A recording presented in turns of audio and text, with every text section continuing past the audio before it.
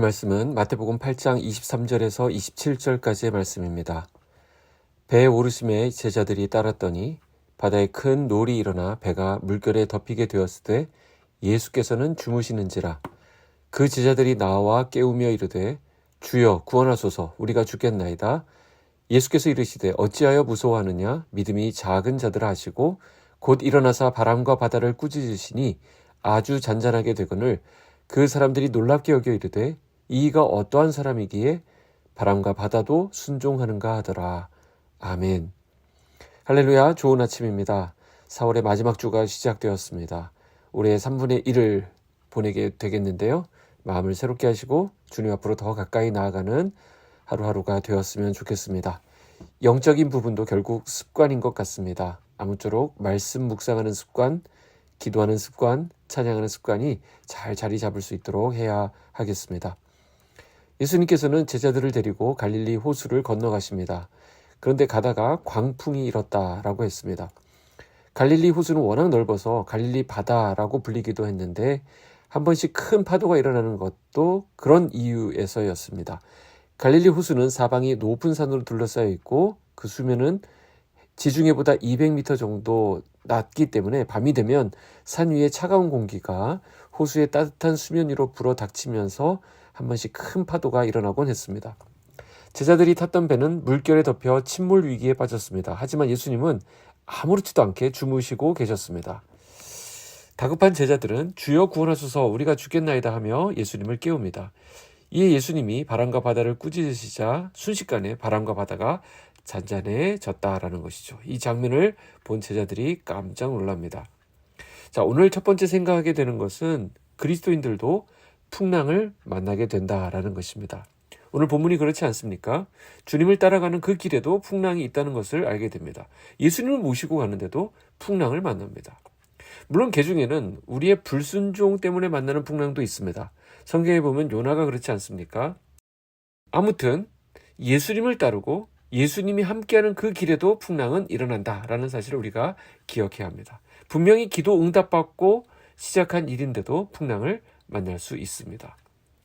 그런데 중요한 것은 이런 풍랑은 결국 우리 믿음의 분량을 드러낸다라는 사실이죠. 큰 광풍 앞에서의 두 반응을 비교해 보시기 바랍니다. 예수님과 제자들이 어떻게 다릅니까? 제자들은 죽음의 공포에 떨었고 예수님은 거기서 주무시는 절대 평안을 누렸습니다. 제자들은 예수님으로부터 믿음이 작은 자들아라는 책망을 받았습니다. 큰 광풍이 일어나게 되자 저편으로 가자라는 예수님의 말씀에 대한 믿음이 온데간데 없이 사라지고 말았습니다. 또한 이 풍랑은 주님이 어떤 분이신지도 알 수 있도록 만들어줍니다. 지금까지 제자들은 예수님의 치유와 여러 가지 귀신을 쫓아내는 이런 능력들에 대해서 보고 알고 있었지만 이런 바람과 바다까지도 다스리는 분일 줄은 꿈에도 생각하지 못했던 것입니다. 사실 예수님은 지금 제자훈련 중이십니다. 그걸 우리가 주목해야 됩니다. 이 풍랑도 예수님이 제자들을 양육하시기 위해서 기획하신 일이다, 이렇게 볼 수 있습니다. 목적지인 가다라라고 하는 곳은 육로로도 얼마든지 갈 수 있는 길이지만 굳이 이런 바다를 배로 건너가기로 선택하셨고 풍랑이 일어날 확률이 높은 밤 시간대에 배를 탔다는 것도 그렇습니다. 주님은 제자들에게 일부러 그 풍랑을 겪게 하시고자 했던 것으로 저는 생각됩니다. 제자들은 이미 예수님을 메시아로 고백한 적이 있죠. 그러나 제자들은 예수님이 메시아라고 말은 했지만 실제로 그분이 어떤 분이신지 잘 알지 못했습니다. 그래서 이 풍랑을 겪고서야 비로소 우주 만물이 우리 주님에게 복종한다는 사실을 알게 되었습니다. 그래서 26절에 나오는 그들의 무서움이 27절에 놀라움으로 바뀌게 되는 것을 보게 되죠. 풍랑은 내가 믿는 예수님이 어떤 분이신가를 알게 해줍니다. 우리가 겪는 고난, 우리가 거쳐가는 여러 가지 삶의 어려움들은 그래서 주님이 주님 되심을 드러내시는 기회가 되는 것입니다. 그래서 주님은 때로 우리를 육로 대신 해로로 인도하시고 거기서 풍랑도 만나게 하신다라는 것입니다. 여기서 우리가 하나 더 정리하고 가야 될 부분이 있습니다.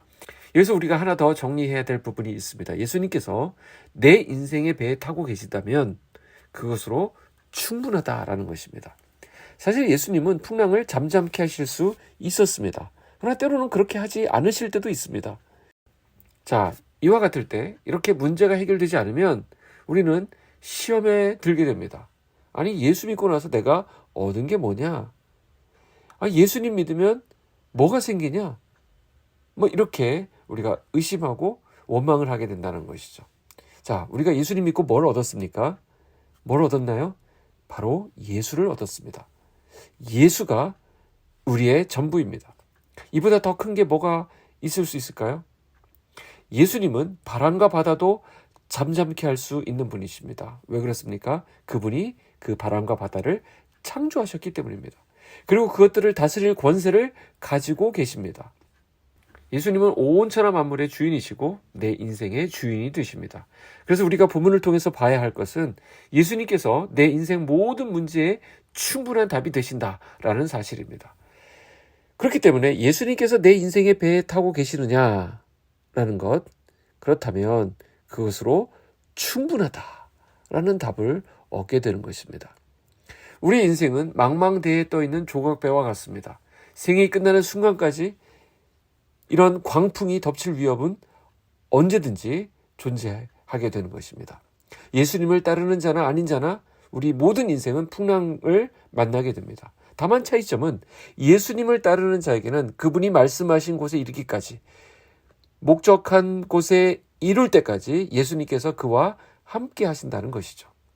그래서 예수님을 내 인생에 모시고 산다라고 한다면 저편으로 가자 하셔서 지금 따르고 있는 그 길을 우리가 걷고 있다고 한다면 육로든 해로든 낮이든 밤이든 우리 주님이 우리를 지켜주신다라는 것입니다.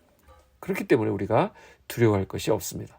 26절에서 예수님이 제자들에게 어찌하여 무서워하느냐 하셨는데, 사실 죽음으로 몰아가는 광풍이 무섭지 않을 사람이 누가 있겠습니까? 막상 그것을 맞닥뜨리게 되면 누구나 두렵게 되어 있습니다.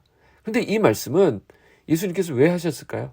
바로 이런 것이죠. 내가 있는데, 내가 너희와 함께 있는데 왜 무서워하느냐라는 말씀이 되는 것입니다. 저 바람과 저 바다를 창조하고 다스리는 내가 너희와 함께 이 배에 타고 있는데 왜 무서워하느냐라는 뜻입니다. 오늘 우리에게 주시는 말씀이 아닐 수 없습니다. 예수님께서 저편으로 건너가자 하셨으면 반드시 저편에 도착하게 될 것입니다. 광풍이 일어나든 배가 뒤집히든 우리는 절대 죽지 않을 것입니다. 다만 우리가 무서움 속에서 두려움 가운데 가느냐, 아니면 예수님처럼 광풍 속에 평안을 누리며 가느냐, 그 차이일 것입니다. 그것은 우리 믿음의 몫입니다. 예수님을 내 인생의 배에 모셨는데 왜 무서움에 떨며 가야 하겠습니까? 주님은 크고 작은 광풍을 다 뚫고 그분의 목적지까지 우리를 안전히 인도하실 것입니다. 그 주님을 신뢰하는 저와 여러분의 오늘 하루가 되기를 축복합니다. 기도하겠습니다. 사랑의 하나님 아버지, 감사합니다. 우리가 건너는 인생의 바다의 배에 주님이 함께 동행해 주시니 감사합니다. 때로 우리는 일렁이는 파도로 인해 주님의 동행하심을 잊기도 했습니다. 내 힘으로 그 바다를 건너려 하면서 낙심하기도 했습니다.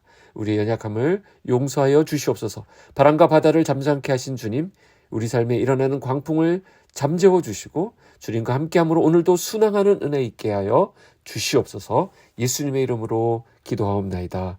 아멘.